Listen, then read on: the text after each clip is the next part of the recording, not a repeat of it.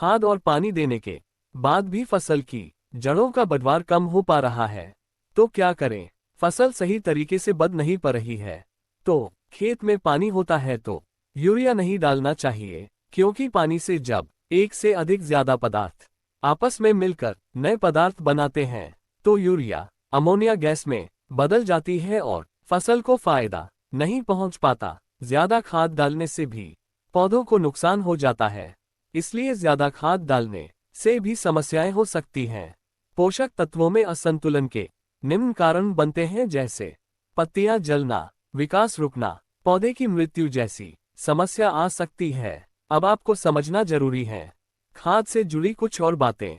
मिट्टी को उपजाऊ बनाने वाली खाद से पौधों खरपतवार की वृद्धि को रोकने के लिए गीली घास का इस्तेमाल किया जा सकता है। गीली घास से मिट्टी का तापमान बना रहता है और पानी भी बचता है। अब आपको यहाँ समझना जरूरी यह है, ज्यादा खाद देने से क्या होता है। आप पौधों को अधिक खाद देते हैं तो आपका नुकसान बहुत हो सकता है, इसलिए आप पौधों को जरूरत से ज्यादा खाद नहीं दे सकते। जब ज्यादा खाद डाली जाती है तो इससे पोषक तत्वों में असंतुलन पैदा हो सकता है और पौधे के स्वास्थ्य को नुकसान पहुंच सकता है। ज्यादा खाद डालकर फसल गेहूं की है तो गेहूं की फसल में कितनी बार पानी देना चाहिए, इसकी जड़ों और बालियों के निकलने की अवस्था में सिंचाई अत्यावश्यक होती है।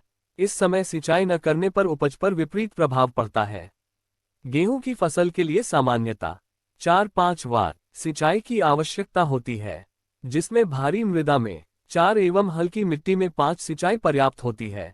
और अगर हम बात करें चनों की फसल में पानी की, तो चना की फसल में पानी मात्रा इस बात पर निर्भर करती है कि सिंचाई की सुविधा है या नहीं। अगर सिंचाई की सुविधा है तो चने की फसल में 3 से 4 बार पानी देना चाहिए।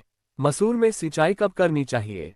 सिंचाई बुआई के 40 दिनों के अंतराल पर पहली सिंचाई तथा फली की अवस्था पर दूसरी सिंचाई करनी चाहिए। इस फसल की अत्यंत महत्वपूर्ण अवस्था शुरुआत में फली व फूलों का बनना होता है।